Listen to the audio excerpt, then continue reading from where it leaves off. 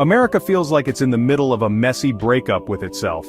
Families argue at dinner, old friends split over politics, and everyone seems forced onto one side or the other. The sense of division isn't new, but it's gotten much worse since Donald Trump's presidency. Was Trump the cause or just a symptom? Supporters say he spoke for the forgotten, critics say he fueled the fire. Now, disagreements aren't just about policy, they're about what it means to be American. People question basic facts and institutions, the media, the FBI, even the voting process. This deep distrust makes common ground almost impossible. When reality itself is up for debate, how do you solve anything together? A recent poll shows most Americans feel the economy is worsening under Trump, with many blaming his policies. Stressed about money and feeling the system is rigged, anger and blame grow.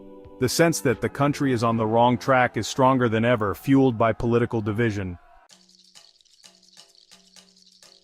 Trump entered politics with big promises: make America great again, bring back jobs, build a wall, repeal Obamacare, drain the swamp. The wall was only partially built, and Mexico didn't pay for it. Obamacare wasn't repealed, just weakened. Instead of draining the swamp, his administration saw its own scandals. His presidency was marked by constant fighting, attacks on opponents, and a poorly handled pandemic. His promises were more about emotion than policy. Supporters saw him as a fighter for the forgotten, someone who broke the rules and put America first. But the country ended up more divided. Trump's attacks on democratic norms, questioning elections, calling the press the enemy, deepened the cracks.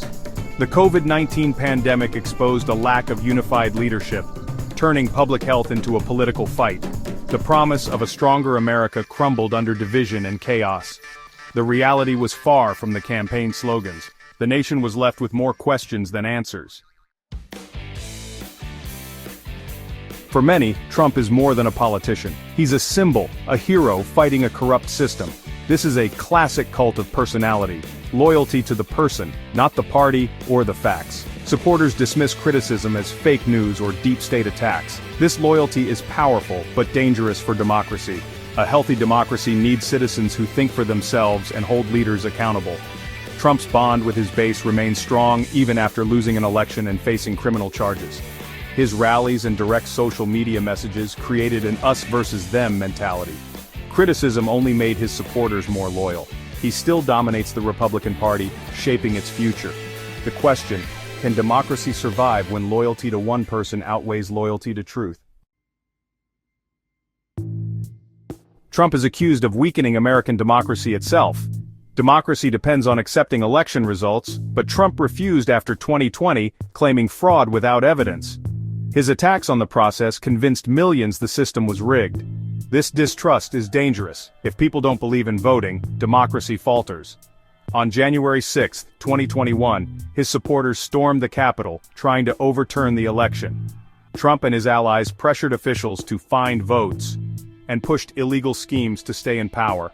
America's institutions held, but trust was badly damaged. In his second term, critics say he's continued undermining the rule of law, even arresting a judge seen as obstructing federal agents. He's considered suspending basic legal rights for some. When a leader challenges the rules meant to limit their power, democracy itself is at risk. The nation faces a stark question: are we ruled by laws or by one person's will? The damage to trust may take years to repair. The test of democracy is ongoing. Trump's strategy has always been to divide, us versus them. Us are his loyal supporters. Them is a shifting list: immigrants, Muslims, political opponents, the media.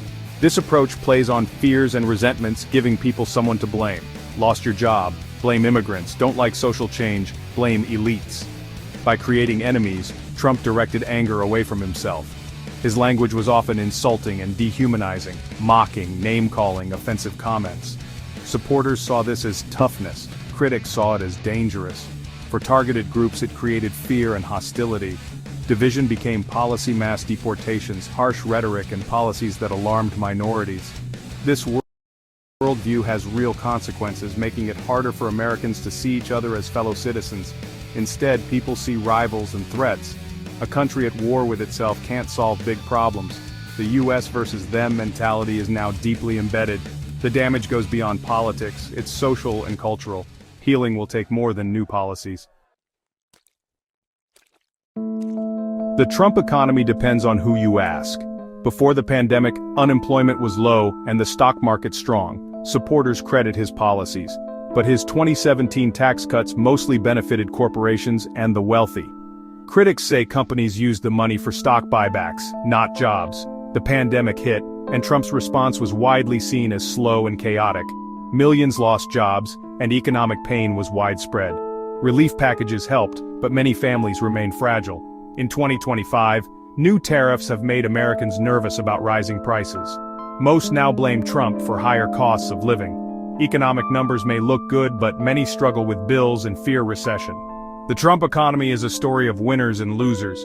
The reality is far more complicated than the headlines. Presidents aren't supposed to profit from their office, but Trump blurred those lines. He refused to divest from his businesses, creating conflicts of interest. Taxpayer money flowed to his properties as he visited them, and foreign leaders spent at his hotels. Family members held high-level White House jobs, raising concerns about nepotism. This eroded trust in government and fueled cynicism. Most Americans now believe billionaires and corporations have too much influence. The perception that Trump used the presidency for personal gain deepened public mistrust. The Trump years left behind a legacy of mistrust and anger. Trust in elections, the justice system, and the media has eroded. Trump attacked these institutions, calling news fake and investigations witch hunts. The result? Americans don't know who or what to believe. This distrust fuels conspiracy theories and political extremism. Hate crimes and extremist groups have become more visible and active. Anger that once lived online now spills into real life, sometimes violently. The country is more divided and fragile than before. Rebuilding trust is the hardest challenge. The wound goes beyond politics. It's about the nation's identity. Did Trump make America worse? The evidence points to a more divided, distrustful, and angry nation. His presidency tested democracy and changed political debate, making it about loyalty over facts. The path forward is unclear and difficult. Healing will require truth, listening, and demanding more from leaders. Americans must decide what kind of country they want, one that unites or divides. The facts are on the record. The challenge is to look at them honestly. The story isn't over. The choices made now will shape America's future.